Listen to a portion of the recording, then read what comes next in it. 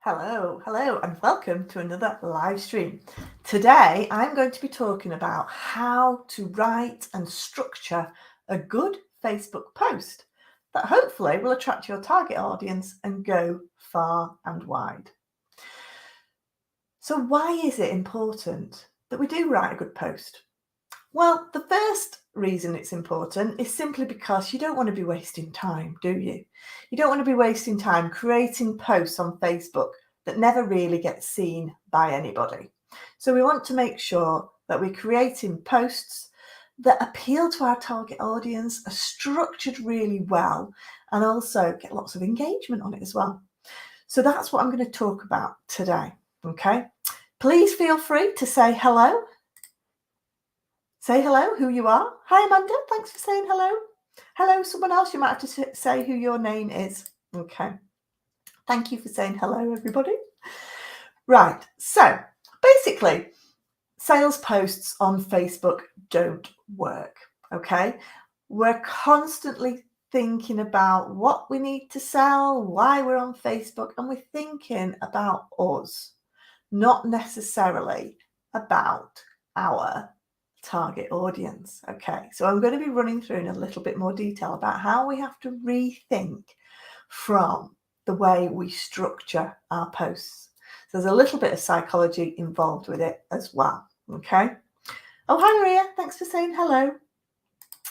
So basically, I'm going to be talking around these three elements, and also at the end, I'm quite excited. I've got a big announcement, a new service that I'm going to be developing.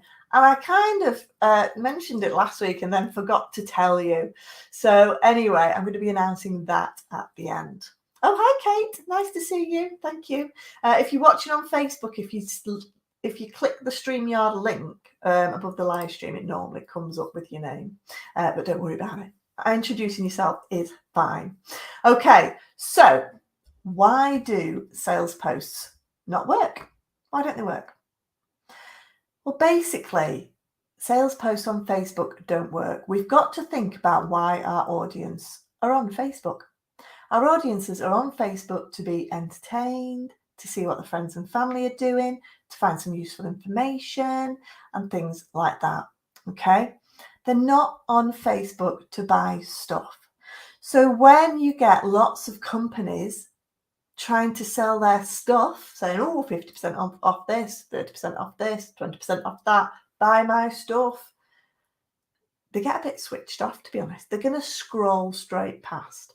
And what we need to adapt with our Facebook posts is stopping the scroll. We've got to attract their attention whilst they're scrolling through the newsfeed. How do we compete with what the friends and family are up to? Okay, so this is a social platform.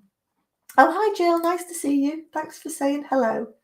So this is a social platform that we need to tap into our ideal clients. Okay, so now we know why they're on Facebook. We need to have a think and remember they've not got much time. So how do they prioritize looking at your post over maybe one of their family's posts? Okay, so what we've got to do is tap into their interests. What are they interested in? How can your product make their lives easier? How can your product entertain and improve their lives? Or maybe how can your product solve a particular solution? Or maybe how can you just raise the profile of your brand in a fun, entertaining way that will connect with your audience? That's what we've got to be thinking about when we're creating our Facebook posts. Basically, just selling on Facebook doesn't work. Sell doesn't work. So we've got to think about a nice mix of, yes, occasionally we need to sell stuff, but really 80% of your post should be about your audience. What does your audience want to see? What's going to stop them scrolling? We know what we want to sell, but what is it about our company that we can sort of tap into that they're going to be interested in? Okay. So now we know what we need to do. We need to tap into our audience. We now need to think about how do we actually structure a physical post, okay? So how do we actually structure a Facebook post is to make our ideal audience, who we now understand, stop scrolling through. So we need to think about the structure of how we write the post. So the first thing we want to do is create a captivating first line, okay, straight away that stands out. And you can do different ways to stand out. You can use capital letters, but not too many because Facebook doesn't like it. Maybe capital letters on one word, or you can use emojis to really sort of make that first line stand out. And that first line has got to connect with your target audience. And they've got to read that first line and go, oh gosh, yes, I understand that. Or, oh, I want to know more about that. Or, oh, yes, that is me. I feel like that. Okay. So you've got to create that first line to capture your audience. Okay. And also thinking about spacing it out. So when you're writing it, people often think they write the structure of the post. And you know where you have that little see more button? People either try and cram all their text into the beginning of the post so that it didn't get cut off by the see more. So you've got this massive block of text. Well, people are scrolling. They're not going to read a big block of text. So you need to do, what I tend to do is every sentence is a new paragraph. So it's very easy to skim read. And so that first sentence really stands out to help them stop that scroll.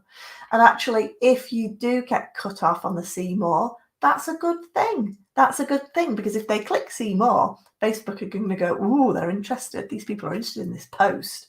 We're going to share it to more people, more of Bex's followers on Social Media Executive. Okay.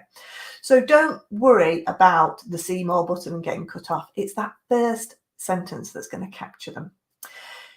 Think about the way you talk as well, the way you write. It's going to be quite informal. Facebook is a social media platform, and Facebook is a very, very informal platform. You know, it's not a professional platform like LinkedIn. So you need to be really informal in the way you talk, really informal about the way you talk about things. You might want to share behind the scenes information. You might want to share, you know, what's going on with some of the staff. Have they won awards? Have they won achievements? But make it really informal and chatty, a chatty style. We don't want any jargon. We don't want any acronyms, because that switches people off. Okay. We've got to get out of our work speak, our professional speak, and really get down to basic language, the type of language our audience would use to describe our services. Okay. Think about the images. I've just sort of brushed on some of the images, but again, informal images, just a nice snapshot. You can spend ages creating beautiful sales images with lots of lovely text. But if you think about when you look on Facebook, if you see a post a bit like that, you think, oh, they're just trying to sell me stuff, and you scroll straight past. So actually, informal snapshots of around the office, around where you work, of what you might be up to, they work much better on Facebook than a beautifully crafted image that will probably take you about half an hour to do. Then actually, just a quick snapshot doesn't take any time at all. And they're more likely to stop people scrolling. Okay. And the other thing that people forget when they're structuring a Facebook post is hashtags.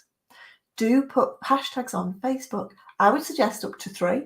You can embed your hashtags throughout the text, but really think about 3 hashtags, because that's going to increase the reach of your post. Potentially, your post is only going to go to your followers, but if you put hashtags in, people may find them and find your post who aren't actually following you. So you're potentially reaching a wider audience. So do put hashtags in.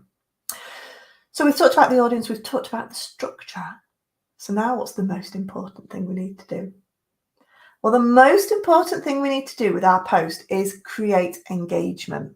Okay. Engagement on our post. And what I mean by engagement on our post is clicking on the image to enlarge it, clicking a like, writing a comment, sharing it, or clicking the more button. Engagement is any sort of activity on your post, be it a click, be it writing a comment, or anything. Even just stopping scrolling. Facebook knows if people stop scrolling and hover over your image. That's classed as engagement. So we need to encourage engagement on our posts. So this is not a one-way conversation. Yeah, Facebook and social media should not be a one-way conversation. So when we're writing our posts, we want to think about, okay, then, why would somebody engage with this post? Why would they click the see more button when they're on the text? Well, probably because you might have written some text and left them hanging, and they've got to click see more to get the answer, or to get more information, or find out about more what you're talking about. Okay. So that's a really good way of thinking about, right, why would people engage with my post? You might want to encourage them directly. Ask them a question, for example. Ask them to solve a problem. Ask for their feedback, anything like that. Celebrations go down really well. If you've won an award or if a member of staff's got a new certification, put that on Facebook because that's really rewarding and people love to say, well done. I can guarantee they are some of the most popular posts I've done. It's things like that. Behind the scenes, anything, even if you're just having a social event for your business, put that on Facebook. Okay, that goes down really well. So the other thing then that you can really do to massively increase your engagement on your posts that people often forget about is tagging other companies and organizations into your posts. Okay. Now I am not saying tag them in for the sake of tagging them in. Okay. There are companies out there who tag me in. It drives me insane. They write a post and just tag me in, hoping I'll engage with it, but it's got nothing to do with me. What I'm talking about is if you have got a great supplier who's done a great service for you, write a little post about Facebook saying, oh, brilliant. Thanks, Jeff. Thanks for, providing that equipment last minute. Can't thank you enough. This means we can now provide X, Y, Z to our customers last minute. And then tag their Facebook in, okay? So that then they've got a link that goes directly to their Facebook page and they get a notification to say that you've tagged them in. So again, you're bringing them into the conversation. They're hopefully going to like it and then comment on it. So do things like tagging. So we know that we now need to think about our audience. We're thinking about our structure, and we also need to think about engagement. So these are really the three core elements that you need to think about when structuring and writing your Facebook posts. If you add all these elements together, you can more or less guarantee that your posts will improve in their reach. Okay. Now, if there are other things, there are lots of other things you should be doing with regards to your page and growing your Facebook page and things like that. And if you do need more help with Facebook, then I have got a online workshop coming up in September that will look at things like this in a lot more detail, but also things like how do you get your page ranking high enough and how do you grow your followers as well. Okay. But before we finish today, we've got a big announcement. I did mention a big announcement that I was really quite excited. This has been 2 years in the making. Okay. So basically, I'm just going to put a link to the chat to my Facebook course that's coming up in September. I've only got 8 places left on this one, so I'll put that in the chat. So if you are interested, please do book onto that because it is a very popular course. Okay. So basically, my big announcement. So you know that social media can be a bit of a burden. And we've been talking about creating Facebook posts today. And I know with my clients, one of the biggest stumbling blocks with social media is coming up with content ideas. It's also having the accountability to actually implement those posts and actually sit down and do them. And you're not alone. Loads of businesses struggle. They know what to post, why they should be posting, but they get a bit of a mental block and then it doesn't happen. And then before they know it, 3 weeks have gone and you're not posted on your actual social media, have you? So what I'm creating in partnership with some other partners who I'll be announcing over the next few weeks is a social media content membership group where we're going to bring people together in a closed private group, and I'm going to help you all along with some of my partners to create compelling content. It's going to be full of lots of tips and advice on what you should be posting. We're going to be meeting every week in a sort of virtual co-working space, similar to what Kate Trafford's got. She's got a fabulous co-working space, so you should check that out. Similar to that, but it'll just be an hour. We come together every week and we set ourselves a target to write 3 posts in that hour, schedule them in. We'll be doing monthly webinars where we'll be bringing special guests along to talk about some really key elements to content creation, up-to-date news and information about social media, and also coming together to actually set a content plan up for the month. So this is basically taking the headache away from all your content creation.